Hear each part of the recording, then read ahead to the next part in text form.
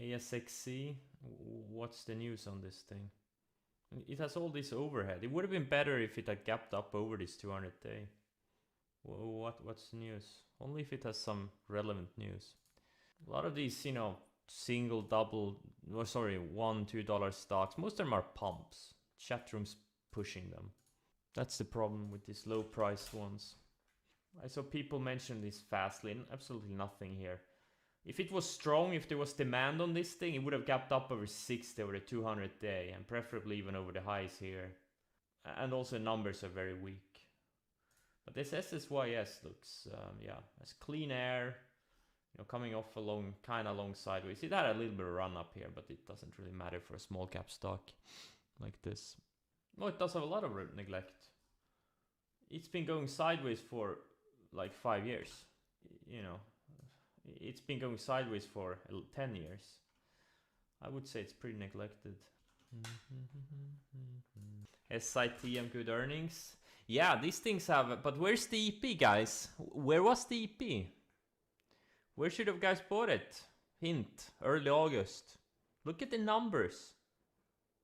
Look at this. This is what you want to see on an EP. Forget about all of these Fastly and QCAM. They all look like shit. QCAM is super slow. These are the stocks. If you have a small account, these are the ones you're gonna focus on. The ones that gap over any kind of, you know, resistance, and, you know, there's nothing there, right? It's just free air. No moving averages above, you know. These are the ones. There were so many last earnings season. There's so many. I didn't even see this until today. But if I had a small account, I would have wanted to be in this thing. This ALB is so annoying. I bought it here. I bought it here.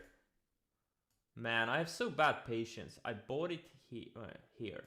This day here. Right? I got stopped out here. Then I rebought it a couple of weeks ago. I rebought it here. And I sold it on this day here. Because it was low ADR, and I was thinking I wanted to increase the average ADR on my portfolio, so I sold it, and now it's straight up since. Sometimes it's just best to do nothing. Yeah, SQM. This one I was seeing here. I think here and maybe here, and, you know, I was in it a couple of times, but this time around I missed it. It's too thin anyways, but man. This is why I'm trying to use the weekly charts a little bit more, because they're so much cleaner. They're so much cleaner. I'm using both the weekly and the monthly, because sometimes you don't see it on a daily, but you see it on the weekly or monthly. For example, how did I pick my MAs? I don't know. I don't remember. 65 EMA. The logic, actually, the 65 EMA, I heard about on the daily chart. The logic behind the 65 EMA on the daily chart, I'm gonna show you guys, is, especially among like can slim people, is that sometimes, a lot of times these, you know, like leading stocks, etc., you know, they usually obey the 50 day on the way up, but sometimes they have these shakeouts below the 50 day, and this ALB is a good example, but look at where they found support instead. The 65 EMA. But I don't use this thing on the daily, I use it on the hourly. Why? I don't know. It kind of works. It doesn't matter, guys. This moving, you can use whatever. Who cares? You can use whatever. You can use the 9 EMA, the 17 front weighted. It doesn't fucking matter.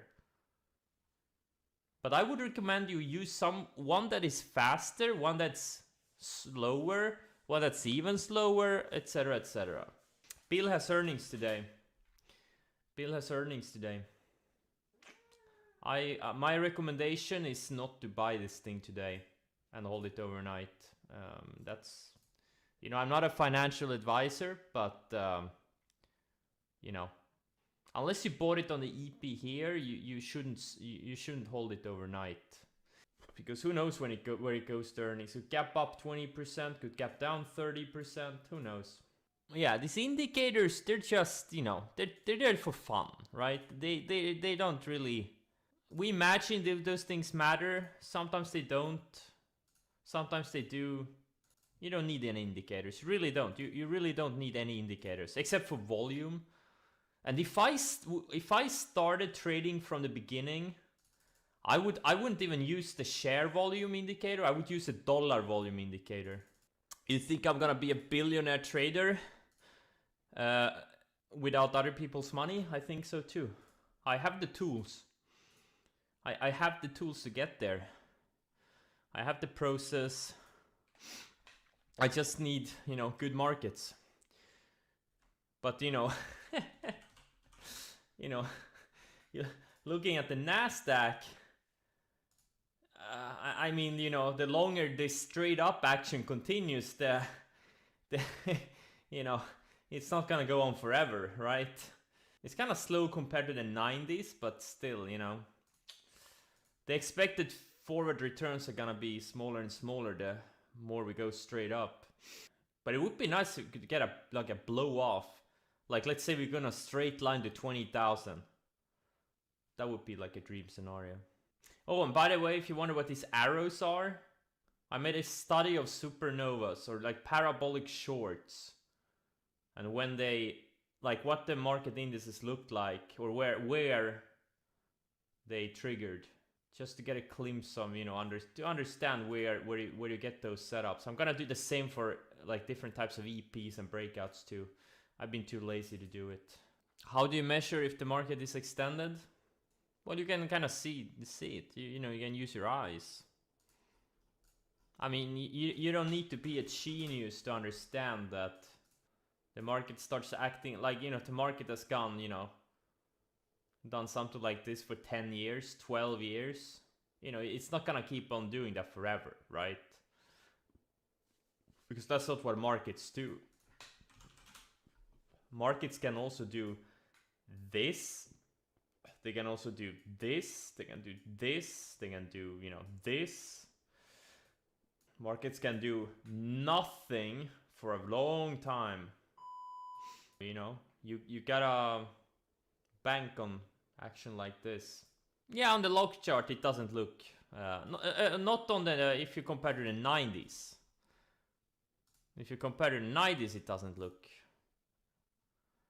that bad, but I don't necessarily think it's very smart to compare to the 90s. People have no idea what they're doing. A lot of people, they just want to make trades. People want to make trades. They don't spend time on, studying the markets, like how do stocks move, when do they move, how do they move, what makes them move. People just want to make trades, including me. I do a lot of random trades that I know I shouldn't do. But it's hard, it's difficult. That's why so few people who actually make money from active trading, and even fewer that make, like really big money. It's really power loss in this business.